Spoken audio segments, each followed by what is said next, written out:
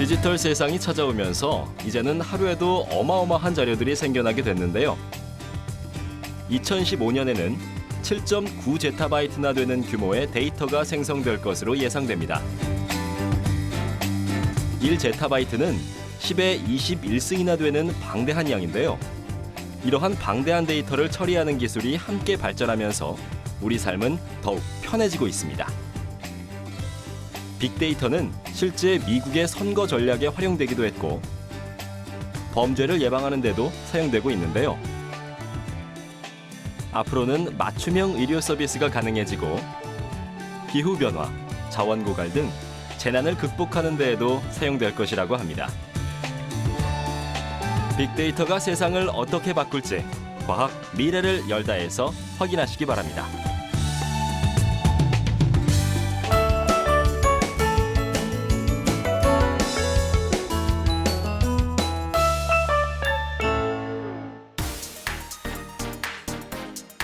안녕하세요. 과학 미래를 열다 장원철입니다. 오늘은 여러분과 빅데이터에 대해 알아보고자 하는데요. 요즘 빅데이터란 말이 자주 사용되고 있지만 어떤 뜻인지, 어떻게 활용되고 있는지 자세히 아시는 분은 많지 않으시리라 생각됩니다. 오늘은 이러한 빅데이터의 의미와 사용 분야, 그리고 미래에 대해 알아볼 텐데요. 빅데이터의 그 무한한 가능성을 느낄 수 있는 시간이 될 것이라 생각됩니다. 그럼 우리 삶에 점점 더 깊이 관여하고 있는 빅데이터에 대하여 자세히 알아볼까요?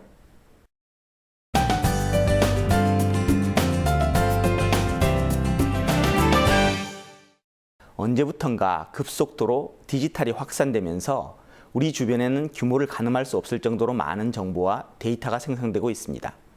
이것이 바로 빅데이터 환경이죠. 빅데이터란 과거 아날로그 환경에서 생성되는 데이터에 비해 그 규모가 방대하고 생성 주기가 짧고 수치 데이터뿐만 아니라 문자와 영상 데이터를 포함하는 대규모 데이터를 말합니다. PC와 인터넷, 모바일 기기 이용이 생활화되면서 이제 우리들이 곳곳에 남기는 데이터는 기하급수적으로 증가하고 있는데요. 쇼핑을 예로 들어볼까요? 데이터의 관점에서 보면 과거에는 상점에서 물건을 살 때면 데이터가 기록되었죠. 하지만 지금 많은 사람들이 이용하는 인터넷 쇼핑몰의 경우에는 구매를 하지 않더라도 방문자가 돌아다닌 기록이 자동적으로 데이터에 저장됩니다. 어떤 상품에 관심이 있었는지, 얼마 동안 쇼핑몰에 머물렀는지 모두 데이터로 저장되는 것이죠. 이것은 쇼핑뿐만 아닌데요. 은행, 증권과 같은 금융거래, 교육과 학습, 여가활동, 자료 검색 및 이메일 등 우리가 하루 대부분의 시간을 PC와 인터넷에 할애합니다. 이것이 바로 디지털 정보가 폭발적으로 증가되는 이유고 빅데이터 시대가 도래한 이유이기도 하죠. 또한 사용자가 직접 제작하는 UCC를 비롯한 동영상 콘텐츠, 휴대전화와 SNS에서 생성되는 문자 등 데이터의 증가 속도뿐만 아니라 형태와 질에서도 기존과 다른 양상을 보이고 있습니다. 앞으로 이러한 글로벌 데이터의 규모는 2015년에는 7.9제타바이트로 증가할 것으로 예측되고 있는데요. 1제타바이트는 1000엑사바이트이고 1엑사바이트는 2의 60승에 해당하는 정말 어마어마한 규모임을 볼 때 이제 빅데이터는 우리 삶 속에 지대한 영향을 미치게 되었습니다. 빅데이터는 초대용량의 데이터의 양, 볼륨, 다양한 형태, variety, 빠른 생성 속도, velocity라는 뜻에서 3V라고도 불리기도 하는데요. 여기에 네 번째 특징으로 가치, 즉 value를 더해 4V라고 정의하기도 합니다. 빅데이터에서 이렇게 가치를 중요 특징으로 등장한 것은 빅데이터의 대부분이 비정형적인 텍스트와 이미지 등으로 이루어져 있고 이러한 데이터들이 시간이 지나면서 매우 빠르게 전파하며 변하기 때문인데요. 이러한 상황에서 데이터 전체를 파악하고 일정한 패턴을 발견하기가 어렵게 되면서 가치 창출의 중요성이 강조되었기 때문입니다. 데이터의 홍수 속에서 우리가 결코 간과해서는 안 될 부분이죠. 자, 그럼 이제 생활 속 빅데이터의 예를 한번 살펴볼까요? 빅데이터의 예는 정말 많지만 그중 하나를 꼽자면 구글 번역기와 같은 자동 번역기를 예를 들 수 있습니다. 이 자동 번역기의 아이디어는 냉전 시대로 거슬러 올라갈 수 있는데요. 냉전 시대에 미국은 러시아어로 쓰여진 수많은 서류를 탈취할 수 있었는데 이 많은 서류를 번역할 실력을 가진 사람들이 충분하지 않아서 컴퓨터를 이용한 자동 번역을 고려합니다. 실제로 1954년에 과학자들은 IBM 컴퓨터를 이용한 간단한 번역에 성공합니다. 하지만 1966년 학계에서는 컴퓨터를 이용한 복잡한 자동 번역은 불가능하다라고 결론을 내리게 되는데요. 하지만 1990년대 과학자들은 또 다른 방식의 자동 번역 방법을 고려하는데 사람처럼 생각하는 컴퓨터를 만드는 대신 각 단어의 연관성을 확률적으로 예측하여, 즉 연관 검색어와 같이 그것을 바탕으로 문장을 완성하는 방식으로 번역을 하게끔 하는 것입니다. 여러분들이 사용하는 워드 프로세스 소프트웨어에서 철자 검색을 할 때도 같은 방식이 적용됩니다. 이 방식의 핵심인 연관성의 확률적 예측을 위해서 많은 자료들이 요구되는데 마이크로소프트의 철자 검색은 조 단위의 단어를 시스템의 자료로 입력하여 만들었다고 합니다. 구글 번역기의 경우는 이보다 훨씬 많은 데이터, 이 경우에는 문장이 되겠지요. 이것을 사용하여서 번역기의 확률적 예측 능력이 뛰어나다고 알려져 있습니다. 즉 훨씬 자연스러운 번역이 되는 거죠. 우리가 지금은 너무나 당연하게 사용하고 있는 번역기에 이러한 역사와 과정이 있었다는 것이 매우 흥미로우실 텐데요. 또한 빅데이터와 관련된 한 가지 놀라운 사실이 있습니다. 지구상에 현존하는 자료의 90%가 지난 2년 사이에 생성되었다는 것입니다. 이는 정보를 처리하고 관리하는 클라우드 컴퓨팅 기술이 발달했기 때문인데요. 클라우드 컴퓨팅이란 자신의 컴퓨터가 아닌 인터넷으로 연결된 다른 컴퓨터로 정보를 처리하는 기술을 말합니다. 프로그램과 문서를 내 컴퓨터가 아닌 다른 곳에 저장해 놓고 내 컴퓨터로 그곳의 인터넷을 사용해 접속하여 이용하는 방식인데요. 클라우드라는 이름이 붙여진 이유는 컴퓨터 네트워크 구성을 그림으로 나타낼 때 인터넷을 구름으로 표현했기 때문입니다. 즉, 수많은 컴퓨터가 연결되어 있는 인터넷 환경을 마치 하늘에 떠 있는 구름처럼 알 수 없는 존재로 여겼기 때문이죠. 클라우드 컴퓨팅 기술로 인해 이제 우리는 필요한 소프트웨어를 내 컴퓨터에 설치할 필요도 없고 또 주기적으로 업데이트를 하지 않아도 됩니다. 회사 컴퓨터에서 작업을 했다 해도 문서를 따로 저장해서 집으로 가져갈 필요가 없죠. 빅데이터를 처리하기 위해서는 다수의 서버를 통한 분산 처리가 필수적인데요. 그리고 이 분산 처리는 클라우드의 핵심 기술이기 때문에 빅데이터와 클라우드는 밀접한 관계를 맺게 되죠. 지금까지 이렇게 빅데이터의 특징과 종류에 대해 알아봤는데요. 이제 더 이상 빅데이터가 어렵게 느끼시지 않으시리라 생각됩니다. 그럼 이제는 현재 우리 삶에 빅데이터가 어떻게 사용되고 있는지 좀 더 자세히 알아보도록 하겠습니다.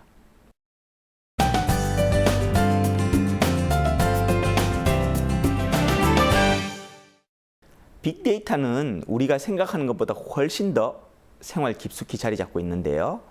먼저 유통업 분야에서 널리 사용되고 있는 상품 추천에 대해서 알아보겠습니다. 여러분들도 잘 알고 계신 아마존.com의 경우 온라인 북스토어로 시작을 했는데요. 초기에는 책 비평가들을 고용하여 그들로 하여금 북 리뷰를 쓰게 하고 책을 추천하게 하였다고 합니다. 그런데 아마존은 창업 초기부터 모든 고객의 구매 기록을 가지고 있었기 때문에 이를 뭔가 활용할 방법을 생각하고 있었는데요. 그 첫 번째로 시도한 방법은 고객 정보 중 일부를 추출해 고객들 사이의 유사성을 발견하고 이를 이용한 책 추천 시스템을 만드는 일이었습니다. 하지만 결과는 그렇게 좋은 편이 아니었죠. 고객이 기존에 구입했던 책과 비슷한 책만 추천을 할 수 있었는데요. 그래서 고안한 방법이 고객 정보의 유사성 대신에 책들 간의 연관성을 발견하고 이를 바탕으로 새로운 책을 추천하는 방식이었습니다. 따라서 다양한 분야의 서적들을 추천할 수 있었고요. 이 새로운 방식은 큰 성공을 거두었고 현재 아마존 매출의 3분의 1은 이러한 추천 시스템을 통해 이루어지고 있다고 합니다. 빅데이터 활용의 또 다른 사례는 작년 미국 대통령 선거에서 오바마 대통령이 사용한 선거 전략인데요. 바로 페이스북을 이용한 전략이었습니다. 2012년 선거 당시 미국 페이스북 사용자 수는 1억 6천만 명 이상이었고 오바마 페이스북 친구의 숫자가 무려 2,500만 명 정도였다고 하는데요. 작년 기준 미국 투표 등록자 수가 2억 1천만 명이라는 것을 고려한다면 엄청난 숫자라고 할 수 있죠. 오바마 선거 캠프에는 100명 이상의 데이터 과학자들이 있었는데요. 통계학자, 데이터 마이닝 전문가, 수학자, 인터넷 광고 전문가들이었습니다. 이들은 페이스북을 통한 효율적인 선거 전략을 수립하게 됐는데요. 당시 오바마 캠프가 갖고 있던 또 다른 1억 9천만 명의 데이터베이스, 즉 투표 기록, 나이, 직업 등이 기록된 데이터베이스를 페이스북 자료와 매치한 후에 페이스북에서 왕성한 활동을 하고 있는 그룹을 선정하고 이 그룹을 대상으로 집중적으로 선거 캠페인을 펼쳤다고 합니다. 이는 빅데이터를 활용해 오바마 재선을 이끈 대표적인 선거 전략 성공 사례로 꼽히고 있기도 합니다. 또한 빅데이터가 공공 분야에서 활용되는 또 다른 사례로 범죄 예방을 들 수 있는데요. 마이너리티 리포트라는 영화를 보신 적이 있나요? 이 영화는 범죄가 발생하기 전 범죄를 예측해 미래의 범죄자를 찾아내는 내용인데요. 최첨단 컴퓨터 시스템과 미래 예언가가 연결된 치안 시스템으로 범죄가 일어날 시간과 장소, 그리고 범행을 저지를 사람까지 예측이 됩니다. 그리고 이를 바탕으로 특수경찰이 미래의 범죄자를 체포하게 되는 거죠. 그런데 이와 비슷한 사례가 현실로 일어나고 있습니다. 미국의 주요 도시에서 이미 적용되고 있는 사실인데요. 제한된 예산과 인력으로는 대도시의 범죄 예방이 어렵기 때문에 미국 산타크루즈라는 도시에서는 2011년부터 차량 도난, 주거 침입과 같은 범죄에 대한 시간대와 장소를 예측하면서 범죄 예방에 효과를 보고 있습니다. 빅데이터를 기반으로 범죄가 일어날 확률이 높은 시간대와 지역을 선정해 중점적으로 순찰을 하고 있는데요. 지난 8년간의 범죄 자료를 바탕으로 범죄 발생 가능성이 높게 예측되는 핫스팟을 뽑아내고 집중적으로 관리했다고 합니다. 이 예측 방법은 큰 성공을 거둬 현재 미국의 다른 도시로도 전파돼 범죄 예방에 좋은 성과를 보이고 있다고도 합니다. 또한 빅데이터에서 중요한 역할을 하는 회사로 구글을 빠뜨릴 수 없는데요. 특히 구글 독감 경고는 매우 획기적인 방법이었습니다. 지난 2009년 신종 인플루엔자 유행이 큰 이슈였는데요. 전 세계적으로 8만 명 이상의 환자가 발생했죠. 따라서 효과적 방역이 필수적이었고 이를 위해서 이러한 질병의 진행 상황을 실시간으로 효율적으로 모니터링하는 것이 필요했습니다. 하지만 일반적으로 이러한 질병의 전파 속도는 매우 빠른 반면 정부 당국의 모니터링은 실시간으로 이루어지기 힘들어서 실제 진행 상황과는 상당한 차이를 보이게 되죠. 그런데 이러한 상황에서 구글이 미국 각 주별 독감의 진행 상황을 실시간으로 알려주는 방법을 고안해낸 것입니다. 구글의 예측 방법은 빅데이터를 매우 잘 활용한 것으로 사람들이 인터넷에서 검색하는 독감 관련된 특정 검색어들이 독감 유행 시 검색 순위에서 상위를 차지할 것이라는 데 기반을 두고 있는데요. 이러한 독감 관련 검색어들을 찾아내기 위해서는 먼저 2003년부터 2008년 사이에 검색 순위를 바탕으로 해서 상위 5천만 개의 검색어를 먼저 뽑았습니다. 그리고 그 5천만 개의 검색어 중 독감 지역에서 그 당시 검색 순위 상위였던 검색어들을 다시 추려서 이 검색어들의 빈도수를 바탕으로 예측 모형을 만드는 것이죠. 사실 이러한 시도는 예전에도 있었는데요. 구글처럼 엄청난 자료와 처리 능력, 그리고 분석 기술을 가질 수 없었기 때문에 성공할 수 없었습니다. 하지만 구글이 뛰어난 기술로 빅데이터를 적절히 활용해 현재 구글 독감 예측은 세계 많은 나라로 확대되었죠. 우리나라는 안타깝게도 아직 이 기술이 적용되지 않는데요. 곧 사용되길 기대해 봅니다.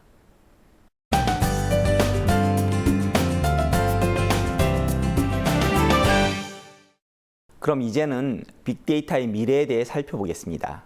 미래에 기대되는 빅데이터의 활용 분야 중 하나가 바로 개별화 의료 서비스인데요. 얼마 전 유명 영화배우 안젤리나 졸리가 본인이 유전자 정보를 바탕으로 유방절제 수술을 받아서 화제가 되었죠.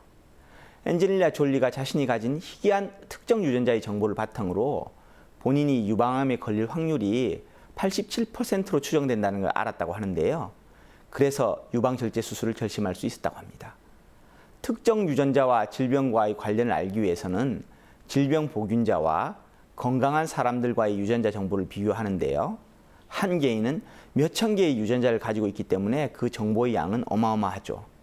이러한 방대한 정보를 이제는 처리할 수 있기 때문에 앞으로는 안젤리나 졸리와 사례와 같이 맞춤형 의료 서비스가 가능하게 됩니다. 또한 빅데이터는 공공 분야에서도 많이 활용되고 있는데요. 바로 서울시 심야버스 운행이 그것입니다. 예를 들면 방대한 데이터를 분석해 새벽 2시에서 5시 사이에 강남역과 홍대역에서 사람들이 가장 많이 휴대폰을 이용한다는 것을 발견했다면 바로 이곳을 심야버스 노선으로 선정하는 것이죠. 요즘 이 심야버스는 큰 인기를 얻고 있다고 하는데요. 하지만 여기서 끝난다면 단순한 통계 분석에 불과할지도 모릅니다. 빅데이터를 좀 더 활용하려면 휴대폰 이용자가 심야버스를 기다리던 중 편의점에서 구입한 주요 물품, 그리고 이용하던 콘텐츠 등 이들이 상관관계를 조사해 새로운 인사이트를 만들어야 해야 할 텐데요. 이것이 바로 빅데이터의 지향점이기도 합니다. 이런 노력에서 바로 새로운 비즈니스 기회가 만들어지기도 하는 거죠. 이렇듯 빅데이터는 보다 심층적으로 여러 각도에서 해석하고 다른 데이터와 융합하는 것이 중요한데요. 눈에 보이는 뻔한 결과를 통계적으로 분석하는 것뿐만 아니라 생각하지도 못했던 방향성을 찾아내는 것이 더욱 필요로 할 것입니다.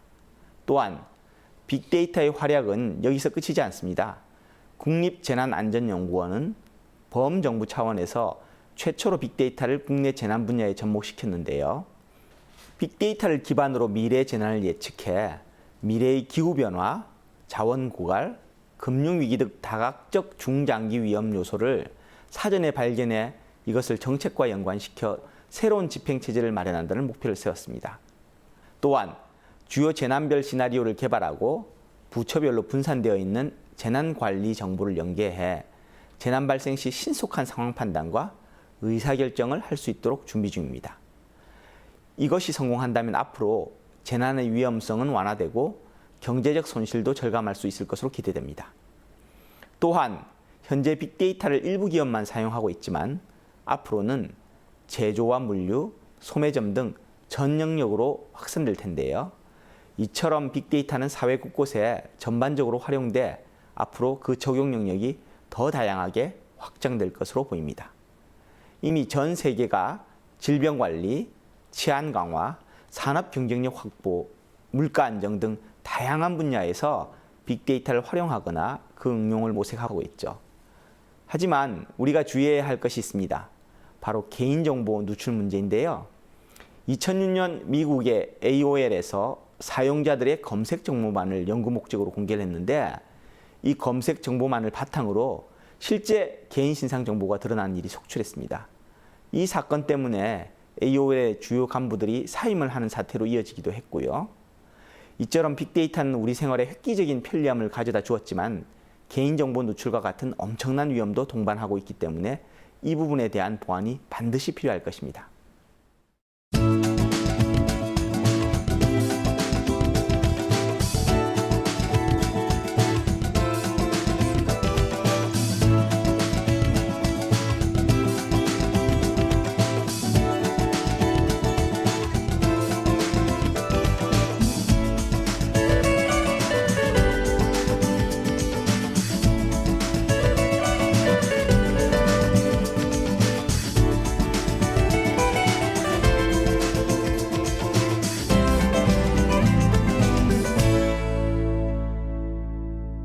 오늘은 빅데이터의 활용에 대해서 알아봤는데요. 빅데이터의 활용 분야는 무궁무진하며 공공정책, IT, 유통업, 과학 등의 여러 분야에서 지금보다 더 큰 혁신을 가져올 것으로 기대됩니다. 또한 앞에서 말씀드렸던 것처럼 빅데이터 시대에서 크게 우려되는 개인정보 보호에 관한 새로운 고찰도 필요한 시점인데요. 이 부분에 대한 많은 연구가 이루어져야 하겠습니다. 앞으로도 빅데이터에 대한 많은 관심 부탁드립니다. 시청해주신 여러분 고맙습니다.